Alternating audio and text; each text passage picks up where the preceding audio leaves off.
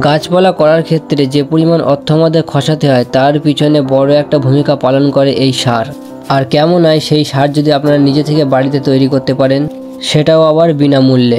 তো হ্যাঁ, ঠিকই শুনেছেন আপনারা। তো চলো দেরি না করে শুরু করা যাক।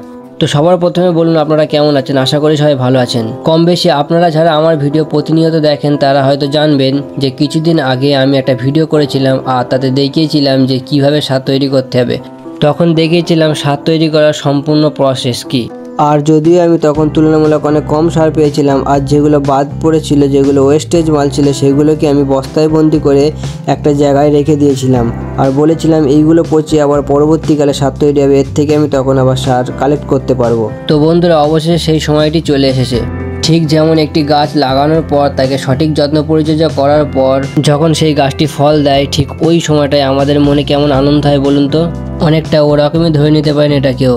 যখন এককালীন মেহনত করে কোনো কিছু জিনিস খেটে খুঁটে করে রাখার পর পরবর্তীকালে গিয়ে তার ফল পেতে থাকি, তখন আমাদের মনে একটা অন্যরকম আনন্দ কাজ করে। আর তার থেকে বড় কথা, আপনি যখন বাজারে এই সার কিনতে যাবেন, টাকা দিয়ে কিনবেন অথচ সার ভালো পাবেন না। সে জায়গায় যদি পিওর অর্গানিক সার এরকম ন্যাচারাল ভাবে ঘরে বসে পেয়ে যান, তাহলে তো কোনো কথাই না। লোক টাকা দিয়ে এরকম সার কিনতে পারছে না, সে জায়গায় এককালীন সময় খাটলে যদি আপনি এরকম ধরনের সার পান, তাহলে খাটতে ক্ষতি কোথায়। আর এতে কোনো ধরনের কেমিক্যাল বা কোনো ধরনের মেডিসিন ইউজ করা হয় না, পুরোপুরি অর্গানিক সার, যেটি আপনার স্বাস্থ্যের জন্য ভালো। সে যাই হোক, এখন আমি এগুলোকে ভালোভাবে চেলে নেব।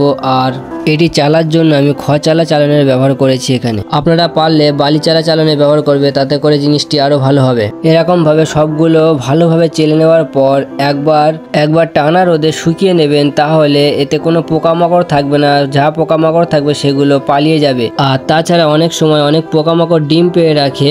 আপনি যদি সরাসরি এটিকে গাছে ব্যবহার করতে যান, তাহলে দেখা যায় পরবর্তীকালে গিয়ে পোকামাকড়ের আক্রমণ হবে। তো তার থেকে ভালো একবার রোদে শুকিয়ে নেবেন, তাহলে কোনো সমস্যাই আর হবে না। আর এখানে মোটামুটি আমি 3 বস্তা ময়লা আবর্জনা পচিয়ে 1 বস্তা সার পেয়েছি। আর চালার পর কিছু পরিমাণে ময়লা আবর্জনা বাদ পড়েছে, সেগুলো আবার পরবর্তীকালে গিয়ে আবার ফের তার থেকে সার হবে সেগুলো রেখে দিলে। তো সেগুলো আমি একটা বস্তায় করে রেখে দিয়েছি। আর এখানে আমার টোটাল 1 বস্তা সার হয়েছে।